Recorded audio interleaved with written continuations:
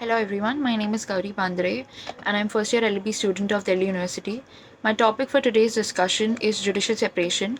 So in today's video, we are going to cover what is judicial separation, what are the basis or grounds for which you can apply for judicial separation, and how it is different from divorce. So, to begin with, we'll first understand what is judicial separation. Judicial separation is separation of husband and wife issued by the court, by the competent court of jurisdiction. And in this, you can, both the spouse are allowed to live separately and nobody is bound to obey certain marital responsibilities or obligations under law.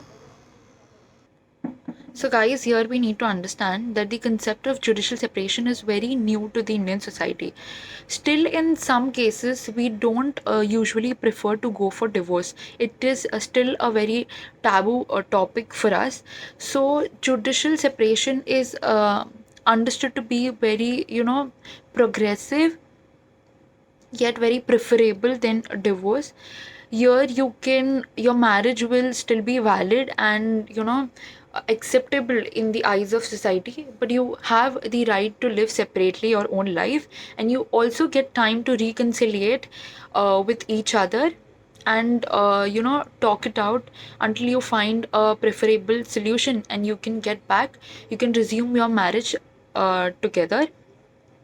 But in divorce, your marriage gets break down immediately and there is no scope for reconciliation. Now, judicial separation can only be applied in the case of valid marriage. If you are illegally married to a person or your marriage comes under the degree of prohibited relationship, then you cannot apply for the judicial separation in the eyes of law. So now let us understand what does section 10 of Hindu Marriage Act says about judicial separation. Either party to a marriage, subsection 1 says either party to a marriage, whether solemnized before or after the commencement of this act, may present a petition praying for a degree for judicial separation on any of the grounds specified in subsection 1 of section 13, and in case of wife, also on any of the grounds specified in subsection 2 thereof as grounds on which a petition for divorce might have been presented. Subsection 2 says, where a degree for judicial separation has been passed, it shall no longer be obligatory for the petitioner to cohabit with the respondent, but the court may, on the application of the petition of either party, on being satisfied on the truth of the statement made in such petition, rescind the decree if it considers it just and reasonable to do so.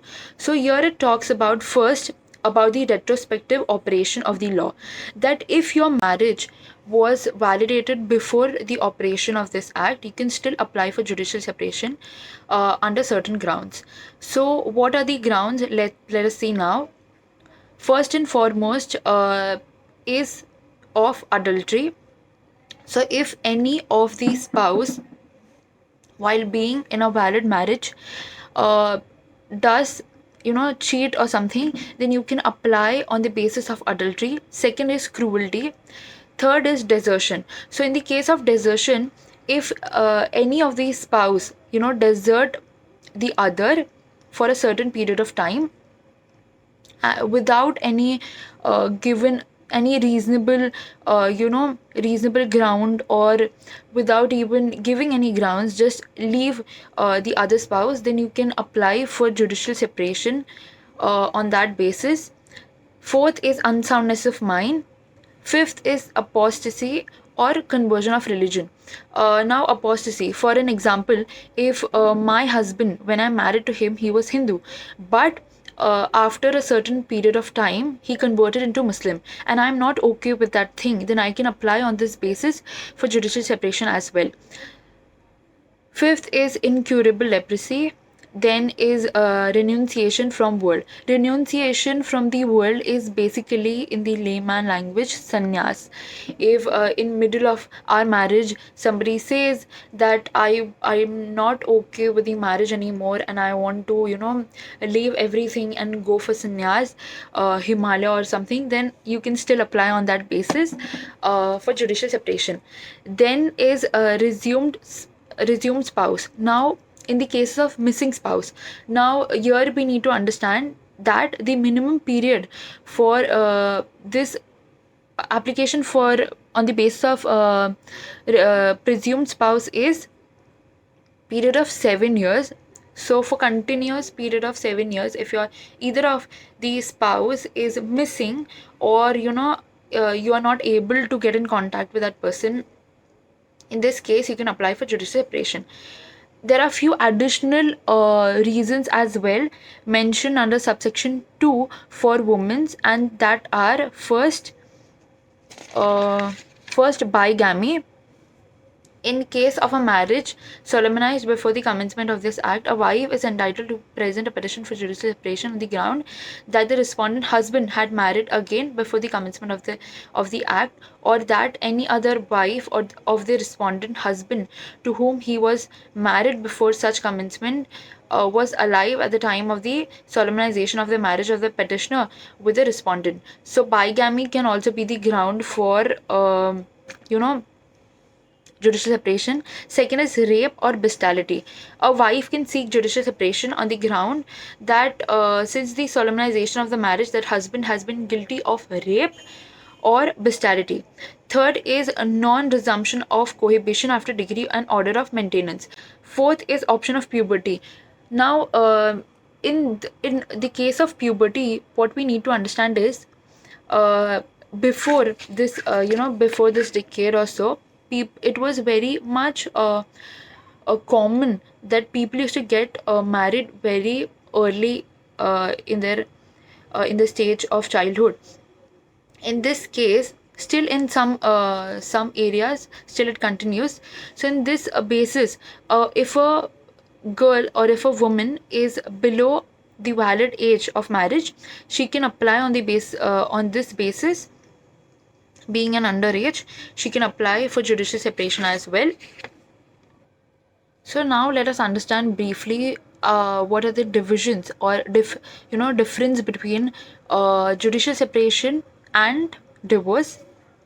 So the grounds for applying for judicial separation and divorce are very common, but let us further see how it is different from each other. First and foremost, in divorce, the marriage gets dissolved. In judicial separation, the marriage doesn't get dissolved, it is still validated under law. Second is for divorce, the person is free to marry any person whom he or her wishes to marry.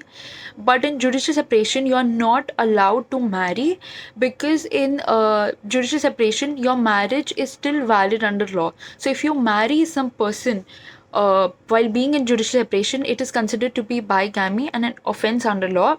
In divorce, you are completely independent person, and nobody is bound to follow certain rules or regulations or anything which a marriage consists of. In judicial separation, it is same, it is common. Both are independent and nobody is bound to follow any marital obligation or responsibilities in that case. Fourth is, in the case of divorce, you don't get any time to reconcile, because it immediately dissolves your marriage. But in judicial separation, it is considered to be a pro side, that you have time to reconcile, you have time to resettle, negotiate, and you can sort out your difference and get together.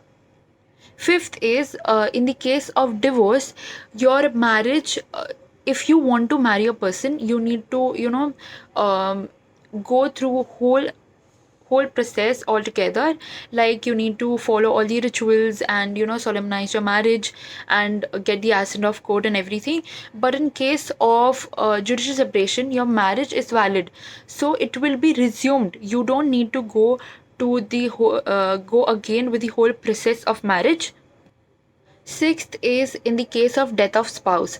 Now here we need to understand, in divorce, if after divorcing, if the person dies, you lose all of your inheritance which you had when you were married. married. But in the case of judicial marriage, judicial separation, if the person dies while being in a judicial separation with the other spouse, you still have the chance to inherit the property. Seventh is, in the case of divorce, both are independent and nobody has the right on each other's property. But in case of judicial separation, the woman is considered to be an independent woman, and with the respect to property of every description. So these were some of the briefs on how judicial separation is different from that of divorce, and what are the grounds for obtaining for judicial separation.